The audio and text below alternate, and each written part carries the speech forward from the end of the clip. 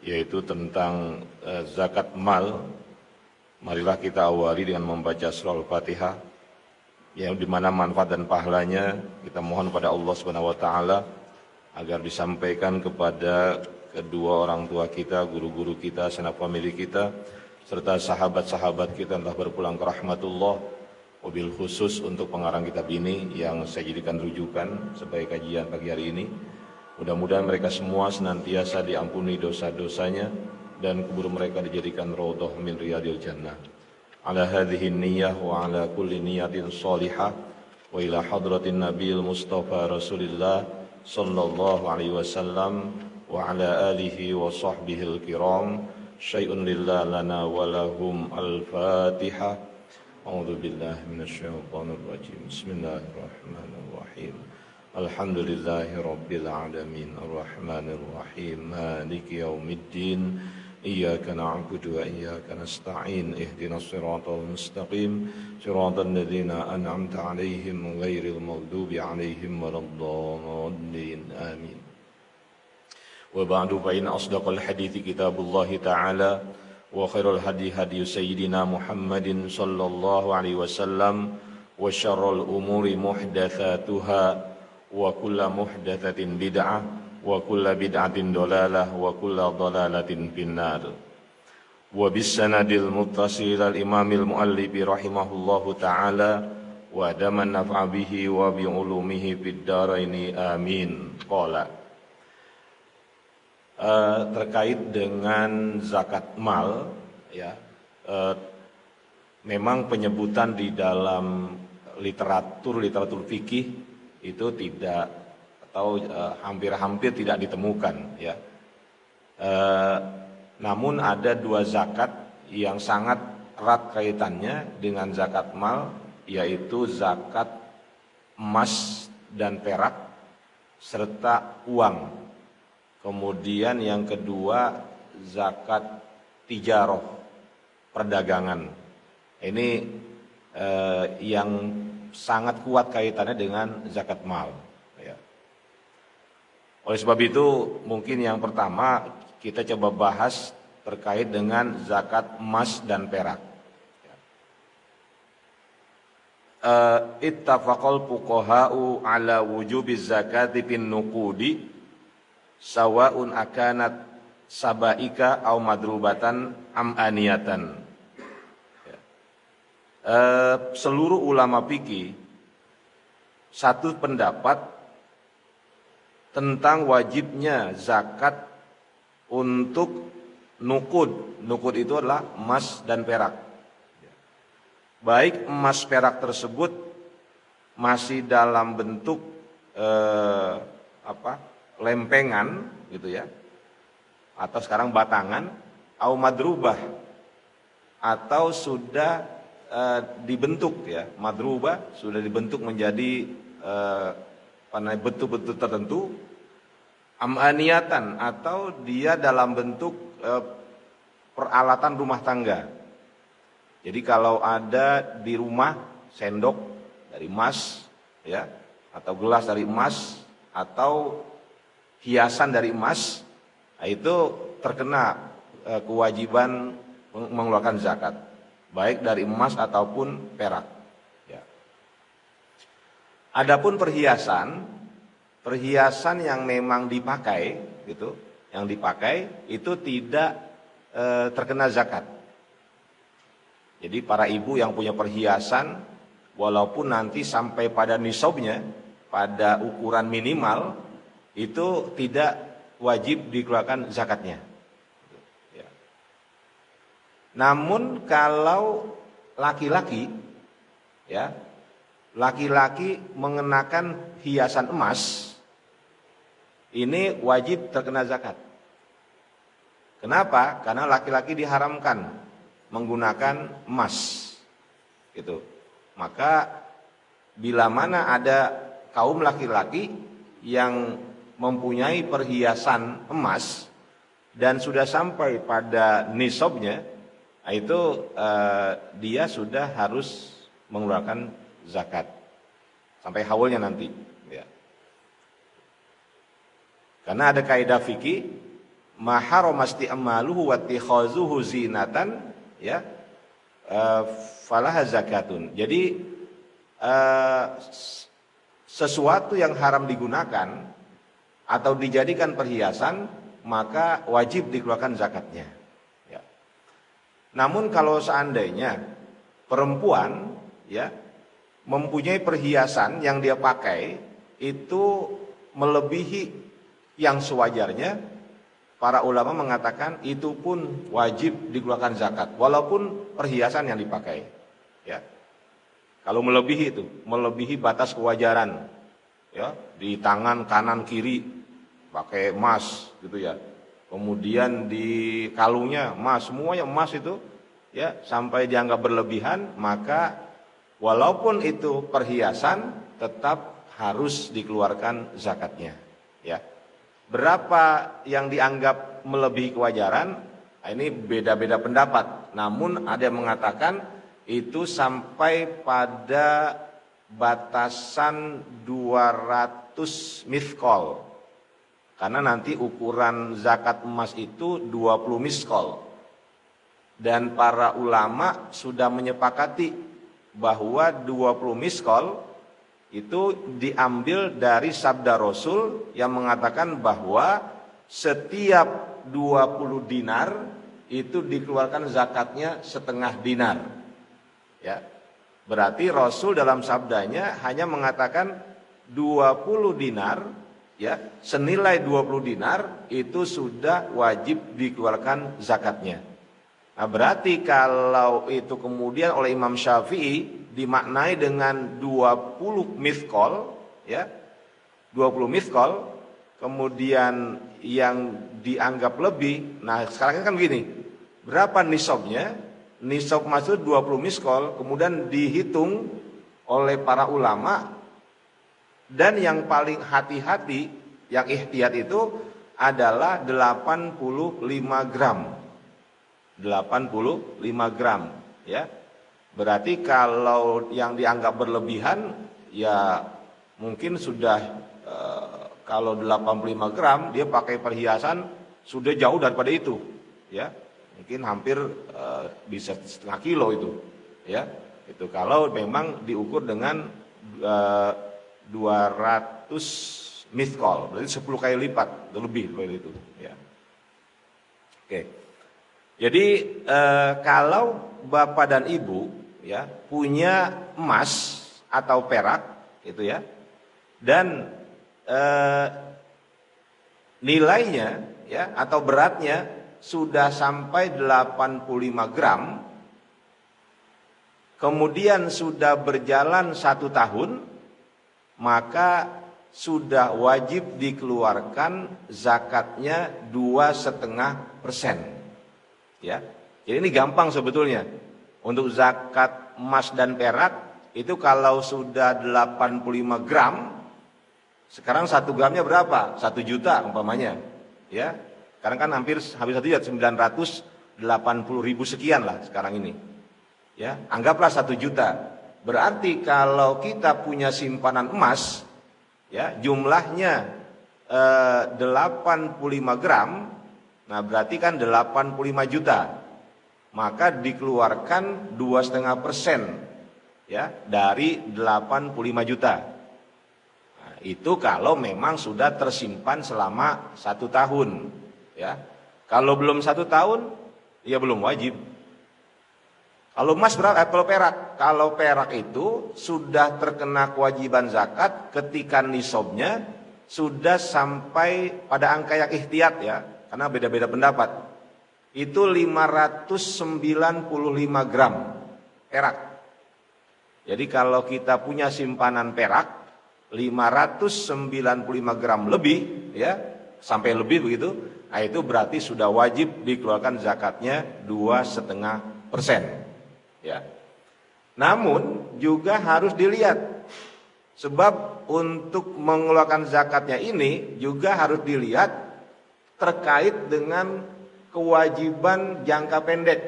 Contohnya, kita punya utang, kurangi dulu utangnya. Kita punya tagihan, cicilan rumah, nah itu mesti dikurangi. Kalau ini ternyata ketika dikurangi dengan kebutuhan jangka pendek, ternyata nilainya tidak sampai pada angka 85 gram emas, maka tidak ada kewajiban zakat. Ya, itu.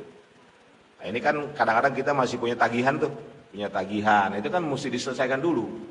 Dikurangi semua jumlah tagihan yang mesti kita bayar dalam jangka yang pendek itu, ya. Dan tentunya yang kita keluarkan ya bukan emasnya, tapi nilainya, ya. Ini jadi bukan emas dipotong gitu ya. Artinya 2,5%, itu enggak, tapi yang kita keluarkan nilainya. Jadi emas yang sudah 85 gram atau lebih, kemudian perak 595 gram ya atau lebih, maka itu dinilai saja, dikalikan berapa harga emas sekarang, dan standarnya itu emas 24 karat yang tertinggi, gitu kan ya. Jadi kalau kita punya emas 22 karat sudah ada 85 gram, itu belum sampai ya, karena patokannya adalah emas 24 karat. Jadi kalau umpamanya emas 24 karat itu 85 gram 85 juta gitu ya, 85 juta rupiah gitu. Kemudian emas yang 22 karat dalam jumlah gram yang sama tidak mencapai angka 85 juta, ya tidak wajib untuk dikeluarkan zakatnya, ya. Jadi ini memang sesuatu yang sebenarnya gampang ya. Untuk zakat mal yang berkaitan dengan emas itu gampang. Atau kesepakatan para ulama ya dalam mazhab yang 3 selain Hanafiyah itu kalau karena sekarang begini Bapak Ibu, sekarang ini ya alat pembayaran yang bisa diterima secara internasional adalah mata uang, ya, bukannya emas atau perak. Kalau dulu kan Nabi, Khulafaur Rasyidin, kemudian penguasa dinasti-dinasti itu baik Amawiyah, Abbasiyah dan seterusnya, itu menggunakan mata uang koin emas perak yang disebut dinar kalau emas, dirham kalau perak, itu, ya. Tapi sekarang udah tidak digunakan lagi. Nah, bagaimana dengan mata uang kertas yang kita gunakan? Nah, ini jumhur ulama sepakat bahwa simpanan uang yang ada pada kita, ya, itu juga dinilai sama dengan emas atau perak. Jadi kalau kita sudah punya simpanan sebesar 85 juta rupiah, ya, dan sudah berjalan 1 tahun, maka sudah wajib dikeluarkan zakatnya. Dikurangi tadi, saya bilang dikurangi dengan kebutuhan mendesak atau jangka pendek. Itu. Kita masih punya utang, masih punya tagihan, kurangi dulu. Kalau ternyata uang kita tidak sampai pada angka nisabnya, ya enggak dikeluarkan. Ya, makanya terkait dengan utang itu memang harus segera diselesaikan. Makanya kan kita paham betul tuh, sudah tahu bahwa Nabi itu menolak untuk menyolati orang yang punya hutang, ya. Jenazah punya hutang itu Nabi nggak mau nyolati.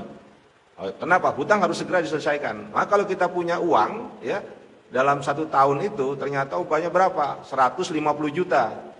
Ketika kita menghitung, ya, dengan kebutuhan yang mendesak, ya, tagihan rumah umpamanya, cicilan, kemudian utang kita yang mungkin sifatnya utang kepada bank atau pada siapa gitu, nah itu mesti dikurangi dulu.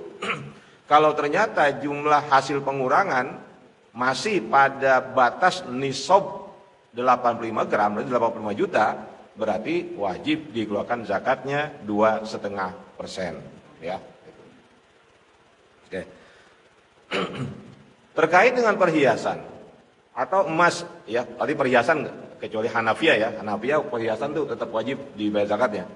Di kita enggak. Jadi perhiasan tuh enggak. Tapi kalau umpamanya emas yang kita simpan, ya, walaupun itu perhiasan, tapi kita invest karena nilai emas ini terus biasanya naik terus, maka kita invest, belilah perhiasan. Tapi bukan kita buat pakai. Memang itu kita niatkan untuk investasi kita. cadangan uang kita, maka itu kena zakat, ya. Kalaupun ada yang nakal, umpamanya dia punya simpanan emas sudah mencapai nisabnya, tapi belum 1 tahun, menjelang akan 1 tahun dijual sebagian, ya, dijual sebagian. Umpamanya dia punya emas 150 gram, ya.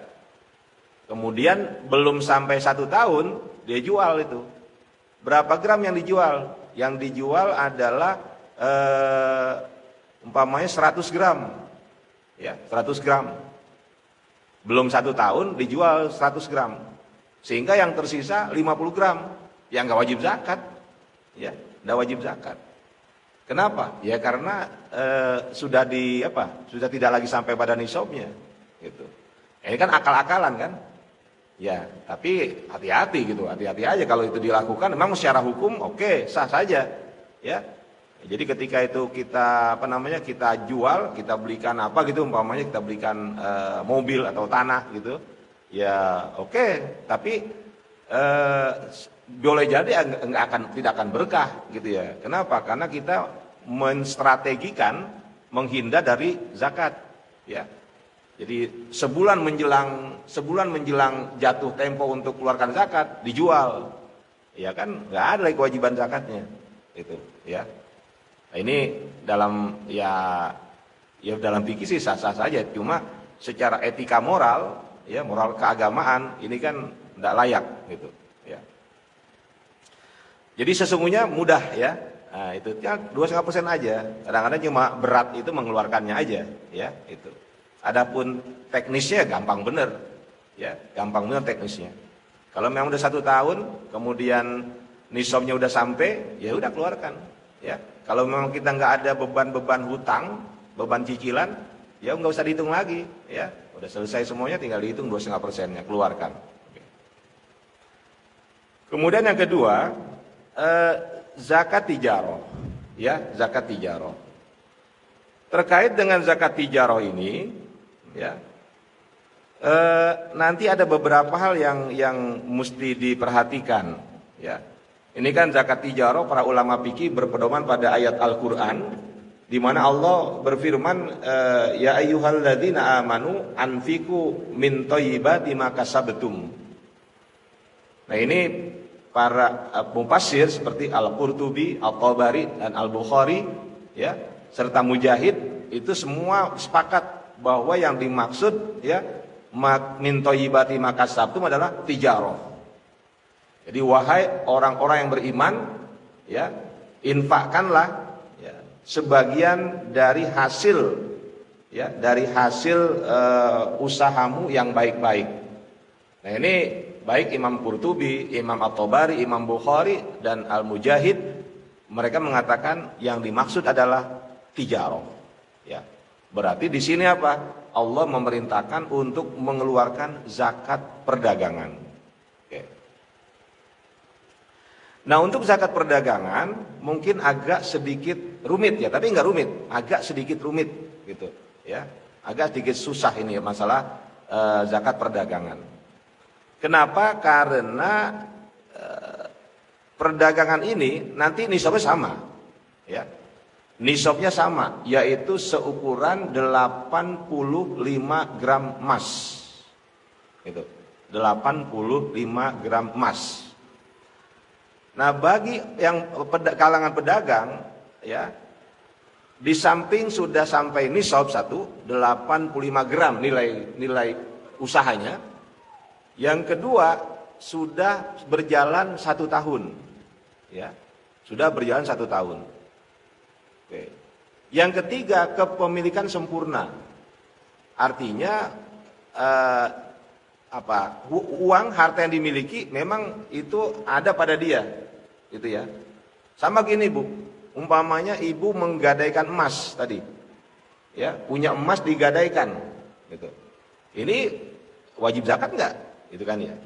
Jadi punya 150 gram, digadaikan 50 gram, begitu, ya. Nah, memang ada 2 pendapat. Ada yang mengatakan bahwa yang digadaikan tidak wajib zakat, tapi ada juga yang mengatakan yang digadaikan tetap wajib zakat, ya, tetap wajib zakat, itu, ya. Oke. Kemudian dikurangi dengan kebutuhan mendesak. Jadi begini, saya bikin catatan yang lebih memudahkan mungkin ya di sini. Untuk menghitung zakat tijarah yang nanti akan berujung zakat mal, ya, yaitu aktiva lancar. Aktiva lancar itu meliputi kas. Ini yang dagang nih ya. Ada kas, itu merupakan cerminan modal yang belum terpakai, ya, atau hasil dari pencairan piutang, ya, atau keuntungan tunai yang didapat, itu di kas adanya. Kemudian yang kedua persediaan barang, stok barang, itu dihitung. Stok barang yang ada dihitung itu. Ya. Karena sebetulnya antara zakat nukud, ya, zakat nukud atau zakat uang, ya, kita punya uang, dengan zakat tijarah itu kan sebetulnya mirip sama. Cuma kalau zakat nukud, zakat emas dan perak itu karena harta yang kita miliki tidak dikelola dalam bentuk simpanan, ya, sehingga disebut zakatun nukud, ya, zakat emas dan perak. Kemudian oleh para ulama yang belakangan kan termasuk uang apa? Uang yang kita gunakan. Gitu. Jadi simpanan yang memang tidak dikelola. Tapi kalau zakat tijarah itu juga sama, modal yang dikelola. Kita punya uang berapa? 100 juta dikelola. Nanti bentuknya dari zakat tijarah. Tapi kalau 100 juta rupiah yang kita miliki, kita simpan saja diendapkan, itu namanya zakat nukud, ya, zakatun nukud. Nah, itu sebenarnya sama aja, tapi karena bedanya mana? Kalau zakatun nukud, dia adalah bentuk harta yang tersimpan, tidak dikelola. Sedangkan kalau zakat tijarah, dia harta yang dikelola, gitu ya. Maka nanti beda penghitungannya. Kalau untuk zakat nukud seperti tadi, tinggal lihat aja berapa simpanan kita, ya, sampai kepada nisabnya. Udah 1 tahun belum? Kalau udah 1 tahun, keluarkan sudah. Tapi kalau zakat tijarah, ini akan dilihat berapa uang cash yang ada pada kita, ya, yang ada di kas itu, uang cash itu berapa. Kemudian stok barang ada berapa, ya. Makanya yang dagang kelontong rada males ngitungnya. Akhirnya nebak-nebak, nggak boleh kan? Nebak-nebak gitu.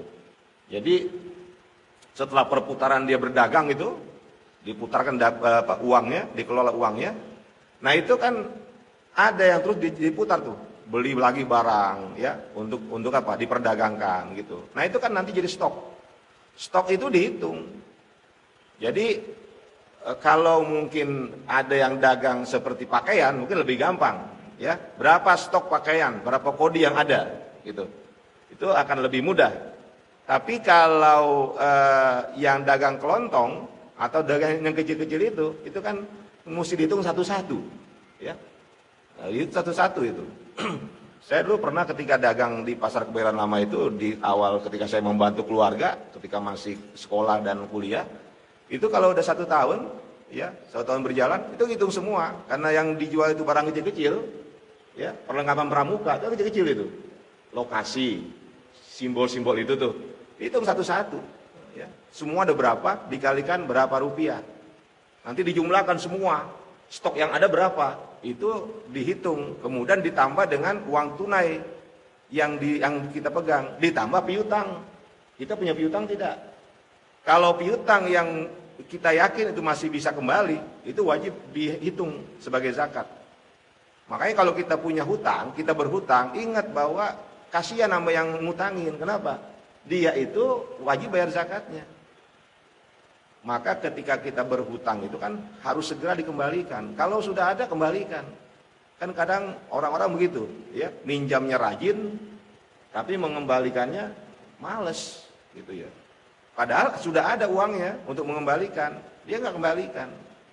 Padahal bagi pemilik uang yang meminjamkannya kepada dia itu, ya, itu kan wajib mengeluarkan zakatnya, ya.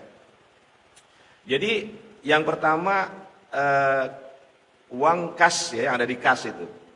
Kemudian persediaan barang, kemudian piutang, itu dihitung semuanya. Baru dikurangi dengan kebutuhan jangka pendek. Ya, umpamanya mana? Gaji karyawan. Kan ngurangi semua tuh, gaji karyawan, kemudian operasional. Ya, nah itu dikeluarkan semua. Oke. Para bapak dan ibu yang saya hormati, ya, ini pun sebetulnya simple, gitu ya, simple aja. Cuma kalau 2,5% dari 85 juta itu nggak besar, ya. 2,5% dari 85 juta, karena kita ambil nisabnya 85 juta, yang lebih ihtiyat, hati-hati. Pada mengatakan 87, 89 gitu ya, tapi kita ambil yang 85.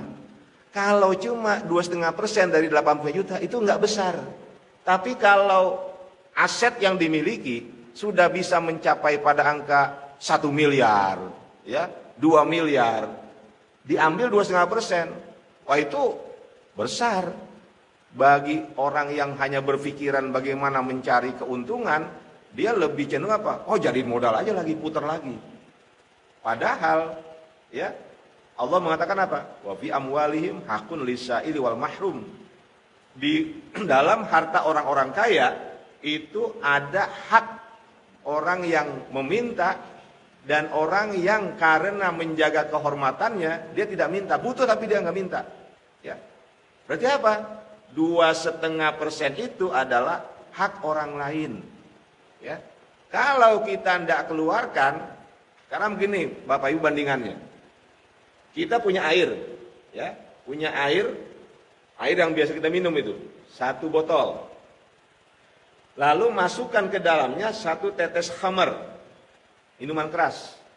Itu minuman yang 1 botol atau lebih, ya, ketika bercampur dengan khamar atau dengan satu yang najis, boleh gak diminum? Enggak boleh, haram. Karena najis kan, haram. Ya sama, ketika harta kita yang 2,5% itu milik orang lain, kita nggak berikan, berarti harta kita sudah bercampur dengan harta orang lain, haram hukumnya. Semua harta jadi haram. Gitu. Nah ini sebetulnya mesti dipertegas itu ya kepada orang-orang yang memang sudah terkena kewajiban zakat dia sebagai muzaki, harus dikeluarkan zakatnya. Ya, khawatir nanti lah ini bercampur dengan hak milik orang lain, ya ini kan berbahaya, gitu ya.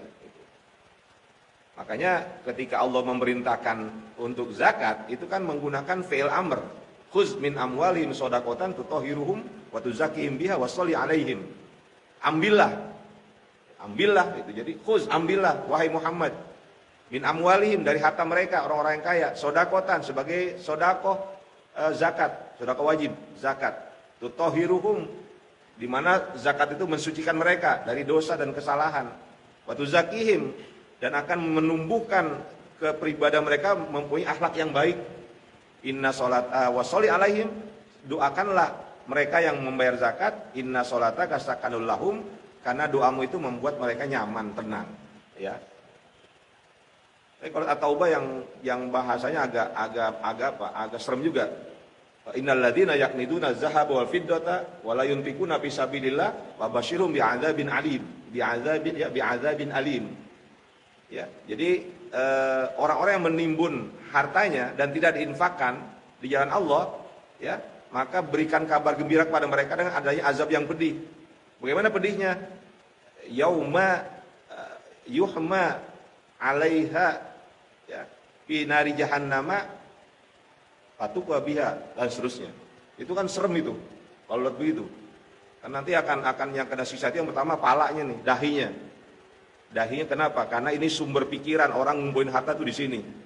Yang kedua mana? Perutnya. Kenapa? Biasanya orang yang banyak harta mikirin perut mulu. Ya, nyari kuliner di mana-mana itu, rajin banget. Kemudian zuhurum, tulang belakang.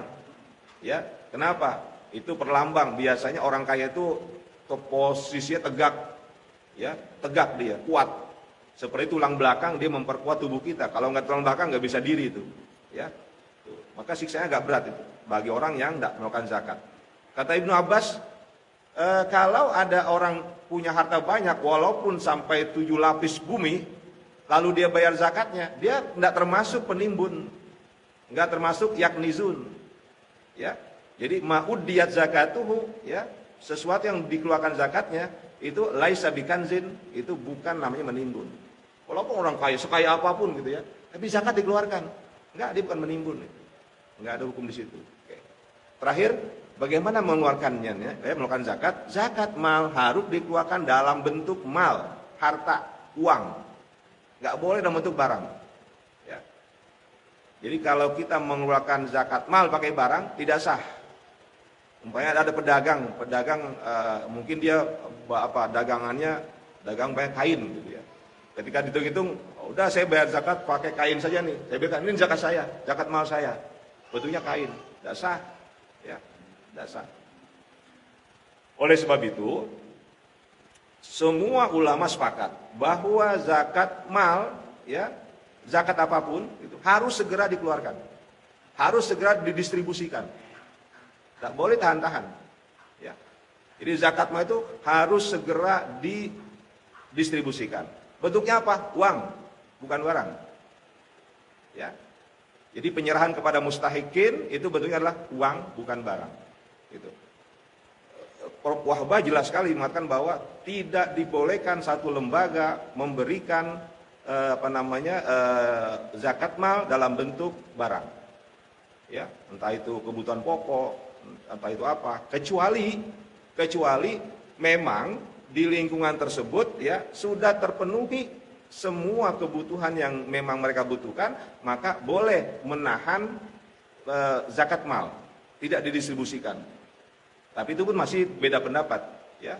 Umumnya para ulama mengatakan bahwa zakat mal harus segera didistribusikan habis ya untuk memenuhi kebutuhan orang-orang yang miskin, yang fakir dan asnaf yang lain, tapi bentuknya adalah uang, bukan dalam bentuk barang.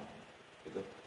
Saya kira ini yang perlu saya sampaikan kepada Bapak dan Ibu semua terkait dengan zakat mal. Ya, begitulah tuntunan yang ada dalam fikih ya tentang bagaimana kita memungut zakat mal, gitu ya. Siapa yang terkena kewajiban zakat mal, ya.